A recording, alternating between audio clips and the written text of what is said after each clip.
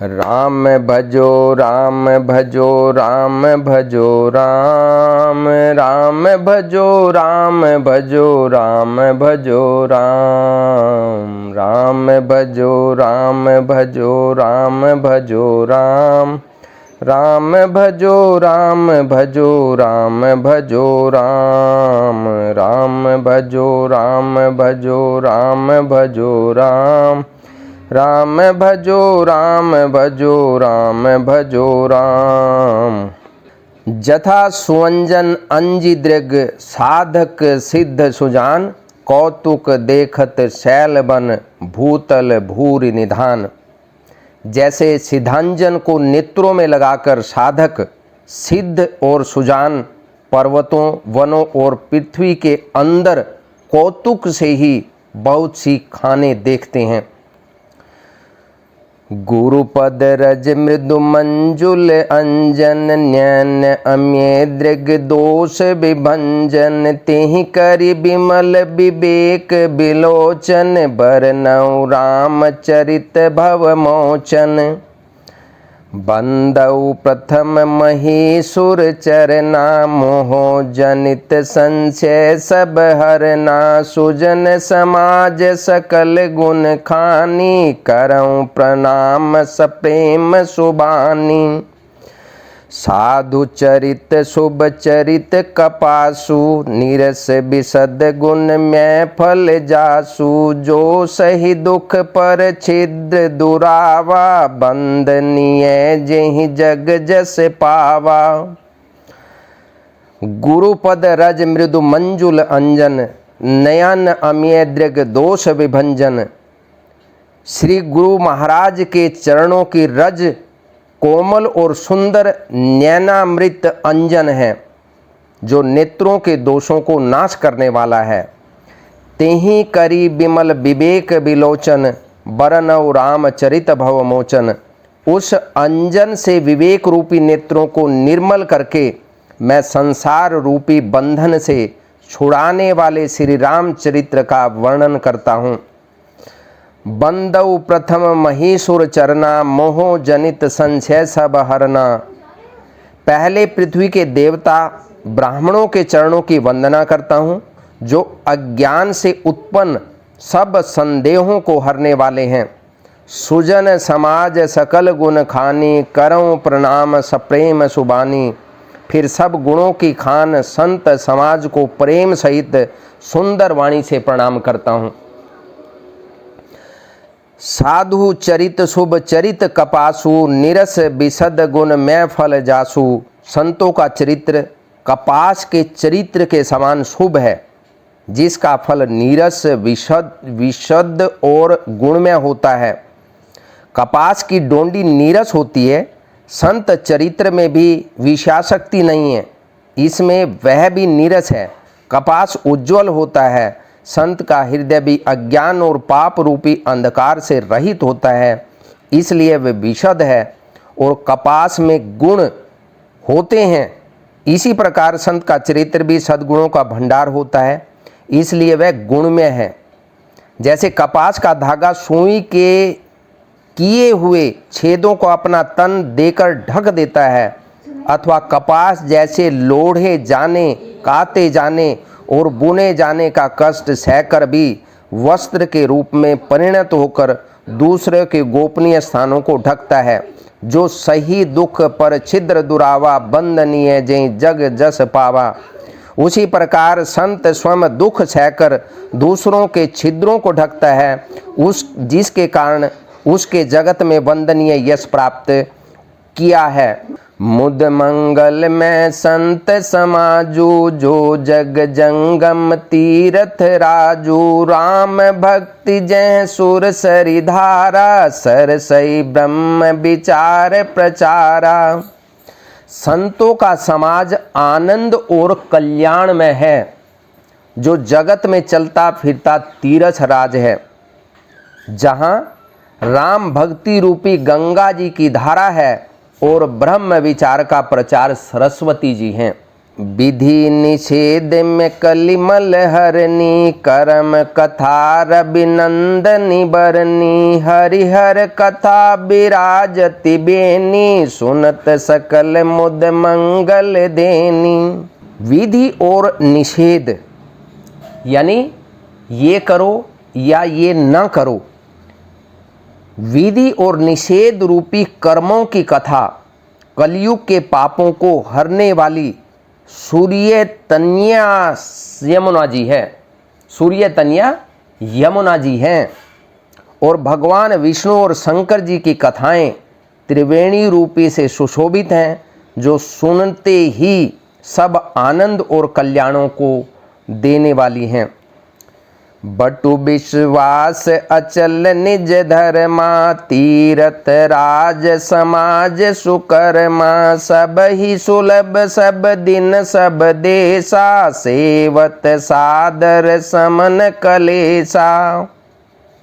अर्थात उस संत समाज रूपी प्रयाग में अपने धर्म में जो अटल विश्वास रखता है, अपने धर्म के प्रति जो पूरी आस्था रखता है, उसमें विश्वास रखता है, वह अक्षय वट है। और शुभ कर्म ही उस तीर्थ राज का समाज है, यानी उसका परिकर है। वह संत समाज रूपी प्रयागराज सब देशों में सब समय सभी को सहज ही में प्राप्त हो सकता है, और आदर पूर्वक सेवन करने से क्लेशों को नष्ट करने वाला है। अथक अलौकिक तीर्थ राउ, देहे सद्य फल प्रकट प्रभाऊ। यह तीर्थ राज अलौकिक और कथनीय है एवं तत्काल फल देने वाला है, उसका प्रभाव प्रत्यक्ष है। सुनी समझुहि जन मुदित मन, मज्जहि अति अनुराग, लहही चारी फल अछत तनु, साधु समाज प्रयाग। जो मनुष्य इस संत समाज रूपी तीर्थराज का प्रभाव प्रसन्न मन से सुनते हैं और समझते हैं, यानी संतों की वाणी को आत्मसात करते हैं, उनको सुनते भी हैं और उनको आत्मसात करने का काम भी करते हैं, और फिर अत्यंत प्रेम पूर्वक उसमें गोते लगाते हैं, यानी संतों का संग करते हैं, संतों के प्रवचन सुनते हैं और उसमें सराबोर हो जाते हैं, अर्थात गोते लगाते हैं, उसमें डूब जाते हैं। वे शरीर के रहते ही धर्म, अर्थ, काम, मोक्ष चारों फल पा जाते हैं। इसलिए संतों के दर्शन, संतों के साथ रहना और उनकी वाणी को सुनना, ये सर्वश्रेष्ठ बताया गया है। मज्जन फल पिखिए तत्काला, का कहूँ ही पिक बकऊ मराला, सुनि आचरज कर जन कोई, सत्संगति महिमा नहीं गोई। अर्थात इस तीर्थ राज में स्नान का फल तत्काल ऐसा देखने में आता है, यानी जो संतों के साथ संग करता है, उनकी वाणी को सुनता है, उनके संग में सराबोर हो जाता है, उसका फल तत्काल देखने में क्या मिलता है कि कोए कोयल बन जाते हैं, यानी जिसका स्वभाव कौवे जैसा है वो मधुर बन जाता है, उसकी वाणी कोयल जैसी बन जाती है। और बगुले हंस, यह सुनकर कोई आश्चर्य न करे, क्योंकि सत्संग की महिमा छिपी नहीं है। इसलिए सबसे जो सर्वश्रेष्ठ साधन बताया गया है वो सत्संग का ही बताया गया है। बाल्मीक नारद घट जोनी, निज निज मुख निकही निज होनी, जल चर थल चर नभ चर नाना, जे जड़ चेतन जीव जहाना। वाल्मीकि जी, नारद जी और अगस्त्य जी ने अपने मुखों से अपनी होनी यानी अपने जीवन के वृतांत के बारे में जो बातें कही हैं, जल में रहने वाले, जमीन पर चलने वाले और आकाश में विचरने वाले नाना प्रकार के जड़ चेतन जितने जीव हैं इस जगत में ही हैं। मति कीर्ति गति भूति भलाई, जब जेहि जतन जहाँ जेहि पाई। तो जानब सतसंग प्रभाऊ, लोकहु वेद न आन उपाऊ। मति कीर्ति गति भूति भलाई, जब जेहि जतन जहाँ जेहि पाई। सो जानब सतसंग प्रभाऊ, लोकहु वेद न आन उपाऊ। उसमें से जिसने जिस समय जहाँ कहीं भी जिस किसी यत्न से बुद्धि कीर्ति सद्गति विभूति, विभूति माने ऐश्वर्य और भलाई पाई है, सो सब सत्संग का ही प्रभाव समझना चाहिए। वेदों में और लोक में इनकी प्राप्ति का दूसरा कोई साधन नहीं है, सत्संग का कोई भी विकल्प नहीं है। इसलिए हमें ज़्यादा से ज़्यादा सत्संग करना चाहिए। बिनु सत्संग विवेक न होई, राम कृपा बिनु सुलभ न सोई। सतसंगत मुद मंगल मूला, सोई फल सिद्धि सब साधन फूला। यानी सत्संग के बिना विवेक नहीं होता। जब तक हम सत्संग नहीं करते हैं, सत्संग में नहीं जाते हैं, संतों के बीच में नहीं जाते हैं, सिद्ध महात्माओं के बीच में नहीं जाते हैं, उनकी वाणी को नहीं सुनते हैं, तब तक विवेक नहीं होता। और श्री रामचंद्र जी कृपा के बिना वह सत्संग सहज में मिलता नहीं है। भगवान की कृपा के बगैर सत्संग नहीं मिल सकता।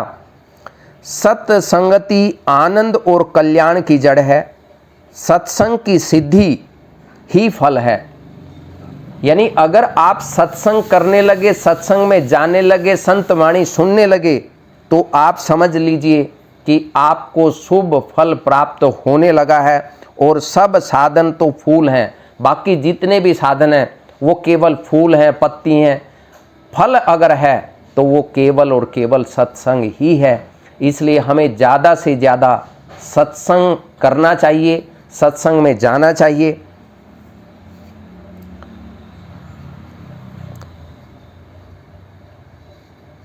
श्री राम जय राम जय जय राम। श्री राम जय राम जय जय राम। श्री राम जय राम जय जय राम। श्री राम जय राम जय जय राम। श्री राम जय राम जय जय राम। श्री राम जय राम जय जय राम। श्री राम जय राम जय जय राम। जय श्री सीताराम, जय श्री राधे श्याम, जय श्री गुरुदेव भगवान।